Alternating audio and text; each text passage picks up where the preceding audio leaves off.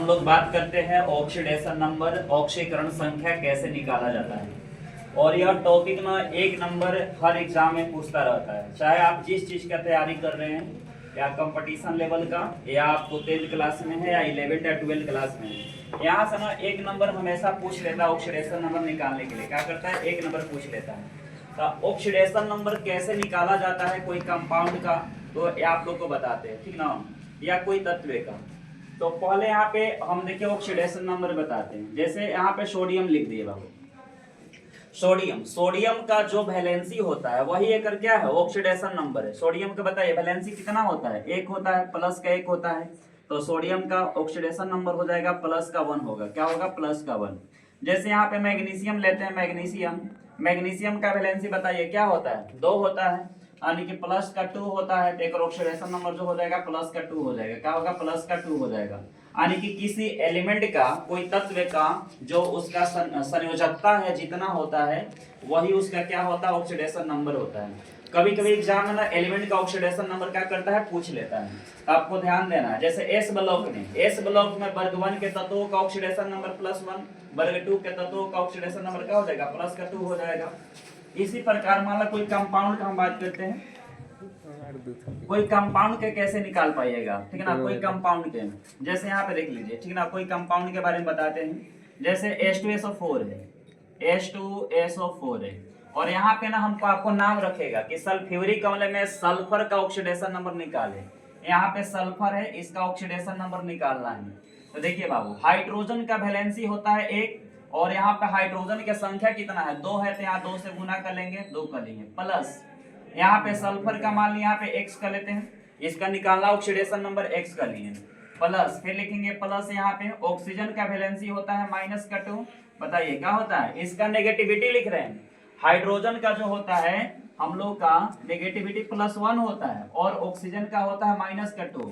तो -2 और 4 ऑक्सीजन है, तो 4 से क्या करेंगे, गुना करेंगे, बराबर के क्या लिखेंगे, 0 रखेंगे, बराबर का रखेंगे 0। 1 और 2 में गुना करिए तो 2 हो जाएगा, प्लस का x है, अब प्लस माइनस माइनस हो जाएगा, 4 दूनी के क्या होगा, 8 होगा, बराबर के 0। 8 में से 2 घटा लीजिए तो क्या हो जाएगा, -6 बराबर के 0, यानी x बराबर कितना आ जाएगा, 6। आपको ये समझ में आ रहा है क्या कि यहाँ पे एक कैसे लिखे हैं। हाइड्रोजन का जो संयोजकता है प्लस का 1 है, तो यहाँ पे 1 ही गुना है, 2 संख्या है तो 2 से गुना किए हैं। सल्फर का निकालना x का लिए। ऑक्सीजन के -2 काहे रखें, क्योंकि ऑक्सीजन के परमाणु संख्या 8 होता है। पहला कक्षा में हो जाएगा 2, लास्ट वाला कक्षा में 6 हो जाएगा। तो कोई से 2 इलेक्ट्रॉन लेके अपना अष्टक पूरा करता है, तो इसका वैलेंसी ना ऑक्सीजन का 2 होता है, लेकिन कोई से 2 ले रहा है, इसीलिए -2 है। -2 गुना 4 है, तो 4 से गुना, बराबर क्या है, 0। तो x बराबर कितना आ गया, 6। तो सल्फर का ऑक्सीकरण संख्या कितना आ गया, 6 आ गया। क्या आ गया, 6। इसी प्रकार आप किसी का भी निकाल सकते हैं। जैसे दूसरा एक बताते हैं, आपके एग्जाम में OF2, ये बहुत बार पूछा है। OF2 का ऑक्सीकरण, OF2 में ऑक्सीजन का ऑक्सीकरण संख्या बताइए।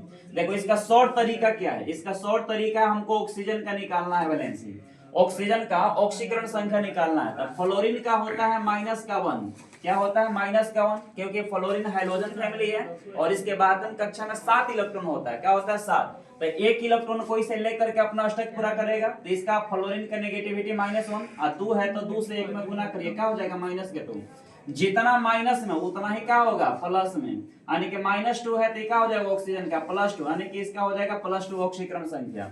देखिए आपको हम ये बात बताना चाह रहे हैं, आपको देखिए हम ये बात बताना चाह रहे हैं कि कोई कंपाउंड हो, जैसे NaCl है, हमेशा वो न्यूट्रल होता है। जितना ओकरा में कोई कंपाउंड में पॉजिटिव आयन होगा उतना ही नेगेटिव आयन होगा। अगर हमको यहाँ पे सोडियम का ऑक्सीकरण संख्या निकालना है तो Cl का होता है -1, तो जितना माइनस में उतना ही क्या होगा, +1। तो क्या हो गया, +1। चाहे निकाल के भी चेक कर लीजिए। जैसे सोडियम के निकालना है तो x कर लेते हैं, प्लस क्लोरीन का हो गया -1, एक ही है तो x से गुना कर लेंगे, बराबर का 0 करेंगे, तो x के x प्लस माइनस माइनस हो जाएगा, 1 में गुना करें 1 बराबर का 0, यानी x बराबर कितना आ जाएगा, 1। देखिए 1 आ गया यहाँ पे।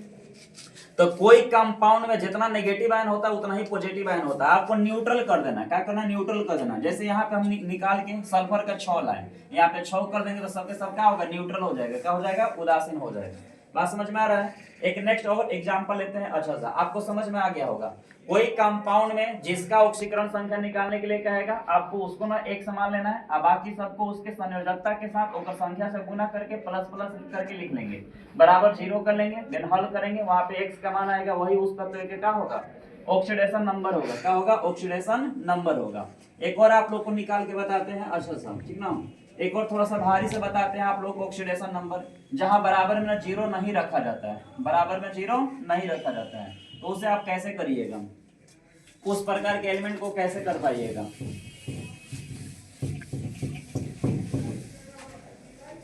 देखिए आपको यहाँ पे जैसे कॉम्प्लेक्स कंपाउंड का सिखाते हैं, जैसे कॉम्प्लेक्स कंपाउंड में यहाँ पे रख लेते हैं, जैसे कॉपर रख लिए, क्या रख लिए? कॉपर।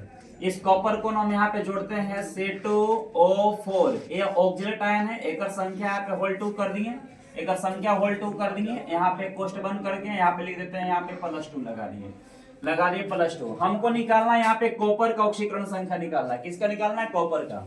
तो कॉपर का निकालना है तो कॉपर को x का लेंगे, क्या करेंगे? x का लेंगे, प्लस में या C2O4 जो है ऑक्सीलेट आयन है, क्या है? ऑक्सीलेट आयन है, इसका नेगेटिविटी जो होता है -2 होता है।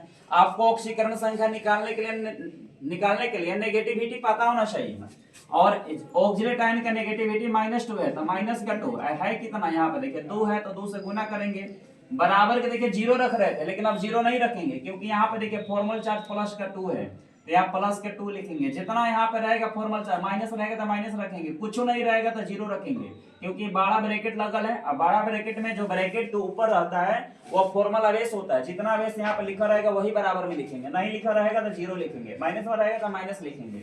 इसको हल करिए, x के x प्लस माइनस माइनस 2 दूनी के क्या होगा? 4, बराबर के +2, -4 को उस तरफ लेके जाइए तो क्या हो जाएगा? 6 हो जाएगा। क्या होगा? 6। तो कॉपर का ऑक्सीकरण संख्या निकल के आ जाएगा +6।